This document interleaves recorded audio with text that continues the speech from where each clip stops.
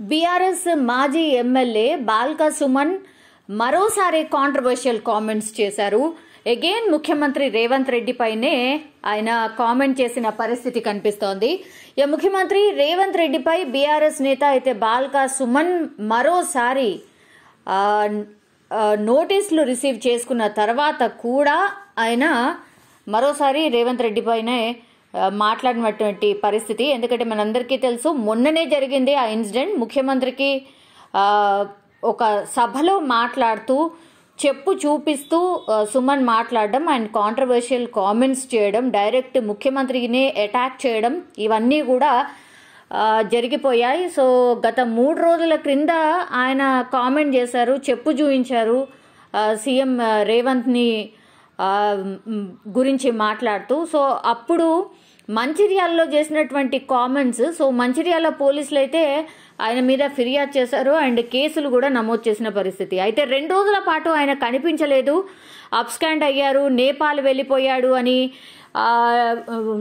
బాల్క సుమన్ కోసం టీంలుగా ఏర్పడి పోలీసులు వేట సాగిస్తున్నారు అని, గాలిస్తున్నారు అన్నటువంటి వార్తలు అయితే చూస్తూ ఉన్నాం. బట్ ఈ రోజు ఆయనకు మధ్యాహ్నం పోలీసులు అయితే నోటీసులు సర్వ్ చేశారు.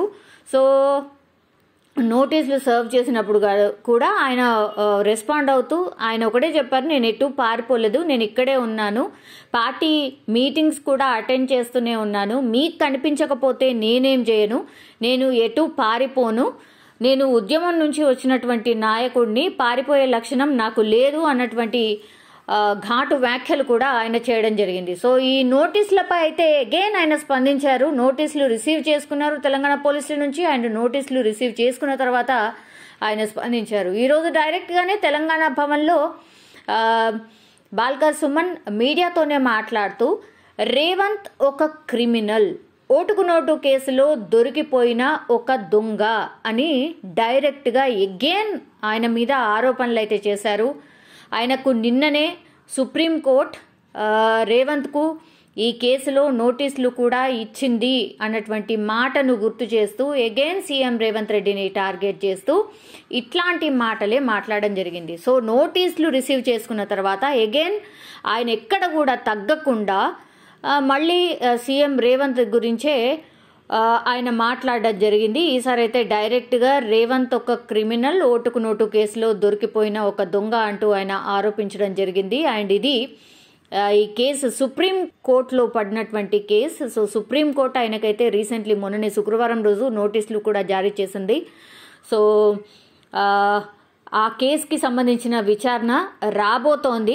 ఇది పాత కేసే, కొత్త కేసేం కాదు, మనందరికీ తెలుసు. ఓటుకు నోటు కేసు అప్పుడు టీడీపీ హయాంలో, అంటే ఉమ్మడి రాష్ట్రంగా ఉన్నటువంటి టైంలో స్టీఫెన్ రవీంద్రకు సంబంధించి ఆయనను ఎమ్మెల్సీలో తనకు వాళ్ళకు అనుకూలంగా, అంటే టీడీపీ పార్టీకి అనుకూలంగా ఓటు వేయాలి అని రిక్వెస్ట్ చేస్తూ సీఎం రేవంత్ డైరెక్ట్ వెళ్ళి ఆయనను కలవడం అండ్ 50 లక్షలు ఆయనకు చూపడం అన్నటువంటిది వీడియోస్ రిలీజ్ అయ్యాయి. దాని మీద చాలా రోజుల పాటు కేసు నడిచింది అండ్ జైలుకి కూడా వెళ్ళి రావడం జరిగింది. సో ఆ విషయాన్నే ప్రస్తావిస్తూ ఈరోజు బాల్క సుమన్ ఆయన మీద మరోసారి ఒక రకంగా మాటల దాడి, మాటల తీవ్రత పెంచారు అని అనుకోవచ్చు. సో ఆయననే ఒక క్రిమినల్ అయినప్పుడు అతని నుంచి ఇంతకంటే గొప్పగా ఏం ఆశిస్తాం అన్నటువంటి మాట చెప్పారు.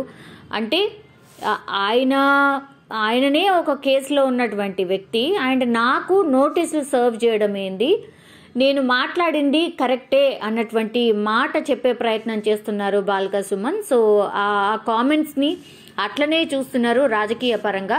అండ్ ఇందిరమ్మ రాజ్యం, ప్రజాపాలన అంటే నిర్బంధం, నయవంచన అన్నట్టుగా తయారైపోయింది అన్నటువంటి మాట కూడా చెప్పే ప్రయత్నం చేశారు బాల్క సుమన్. ఈ రాజకీయ కక్ష సాధింపు చర్యలను ఇప్పటికైనా ఆపేయండి, రాజకీయంగా ఒక కక్ష సాధింపు చర్యల్లాగానే వీటిని చూస్తున్నాం అన్నటువంటి మాట చెప్తున్నారు. అండ్ ఎస్, నేను ఇట్లాంటి పదాలు వాడడానికి కారణం కూడా ఇట్లా కాంగ్రెస్ ప్రభుత్వం కేసులు పెడుతోందని, మరియు నేను ఉద్యమ నాయకుడు అండ్ మాజీ ముఖ్యమంత్రి కేసీఆర్ పైన మరి రేవంత్ కూడా ఇట్లనే మాట్లాడిండ్రు కదా. సో కరెక్ట్గానే మాట్లాడాను, ఆయన మీద మరి అట్లా ఎట్లా మాట్లాడతారు, మాజీ ముఖ్యమంత్రి కేసీఆర్ పైన అండ్ ఆయన ఉద్యమ నాయకుడు, రాష్ట్రాన్ని సాధించినటువంటి వ్యక్తి, ఆయన మీద మరి రేవంత్ మాట్లాడిన మాటలు అవెట్లా ఉన్నాయి, మరి దాని గురించి ఎవరు ఎందుకు మాట్లాడట్లేదు అని కూడా క్వశ్చన్ చేస్తున్నారు బాల్క సుమన్. అలాంటప్పుడు అట్లా మాట్లాడినప్పుడు సీఎం రేవంత్ పైన కూడా మరి కేసులు పెట్టాలని ఆయన డిమాండ్ చేస్తున్నారు. కేసీఆర్ అండ్ తమ పార్టీ నేతలపై, అసలు కాంగ్రెస్ నాయకులు కావచ్చు, సీఎం రేవంత్ రెడ్డి వాడుతున్నటువంటి భాష ఏదైతే ఉందో మరి వాళ్ళందరిపైన కూడా, కాంగ్రెస్ నేతలపై కూడా మరి కేసులు పెట్టాలి. ఎందుకు పెట్టట్లేదు? ఇప్పటిదాకా మేము చాలా ఫిర్యాదులు చేశాం, మరి ఇష్టం వచ్చినట్టు మాట్లాడుతున్నారు కాంగ్రెస్ నాయకులు, ఇష్టం వచ్చినట్టు బిహేవ్ చేస్తున్నారు, ఎక్కడ కూడా ప్రోటోకాల్ పాటించట్లేదు, ఎవరిని పడితే వాళ్ళను ఎంత అంటే అంత మాటలు మాట్లాడుతున్నారు, మరి మేము కూడా కేసులు పెట్టాలని రిక్వెస్ట్ చేసినప్పుడు మరి వాళ్ళ మీద ఎందుకు కేసులు పెట్టట్లేదు అన్నటువంటి మాట మాట్లాడారు. అగైన్ ఆయన ఇలాంటి కాంట్రవర్షియల్ కామెంట్స్ చేశారు. మరి తమ నేతలపై కాంగ్రెస్ నాయకులు అడ్డగోలుగా మాట్లాడితే ఊరుకునేది లేదు, ఇంకా మళ్ళా కూడా మీరు మాట్లాడితే ఎస్ మాటకు మాట మా వైపు నుంచి కూడా ఉంటుంది. మరి మీరెంత ఘోరమైన లాంగ్వేజ్ మాట్లాడుతున్నారు, మమ్మల్ని ఎందుకు పాయింట్అవుట్ చేస్తున్నారు? కాంగ్రెస్ నాయకులు మాట్లాడితే అడ్డగోలుగా ఏదైతే మాటలు మాట్లాడతారో అంతే ఇదిగా మేము కూడా మాట్లాడబోతున్నాం అన్నటువంటి మాట కూడా చెప్పారు. దెన్ ముఖ్యమంత్రి రేవంత్ రెడ్డికి కానీ, కాంగ్రెస్ నేతలకు కానీ తెలంగాణ ప్రజలు డెఫినెట్లీ బుద్ధి చెప్తారు అని కూడా బాల్క సుమన్ హెచ్చరించినటువంటి పరిస్థితి కనిపిస్తోంది. ఆ మాటల దాడి అయితే పెరిగిపోయింది. రోజు కాంగ్రెస్ అండ్ బీఆర్ఎస్ ఈ రెండు పార్టీలు ఏదో ఒక పాయింట్ ఆఫ్ టైంలో ఎవరో ఒక నాయకులు ఇటు నుంచి అటు స్పందించడం, అటు నుంచి ఇటు స్పందించడం మనం చూస్తూనే ఉన్నాం. అండ్ ఏకంగా సీఎం రేవంత్ రెడ్డి పైనే బాల్క సుమన్ మొన్న చెప్పు చూపెడుతూ మాట్లాడడం, ఆయన మాట్లాడిన మాటలు కూడా మనం అందరం చూసిందే, అవి ఎంత కాంట్రవర్సీ క్రియేట్ చేశాయో మనందరికీ తెలిసిందే.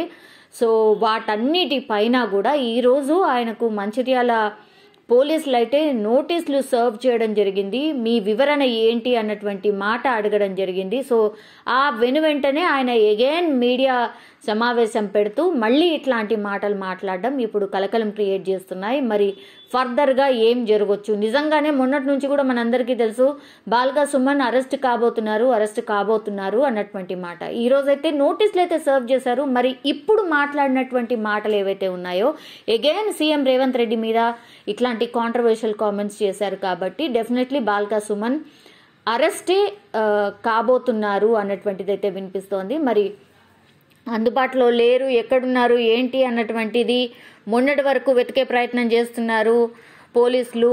బాల్క సుమన్ పరారీలో ఉన్నారు, ఇట్లాంటి వార్తలు కూడా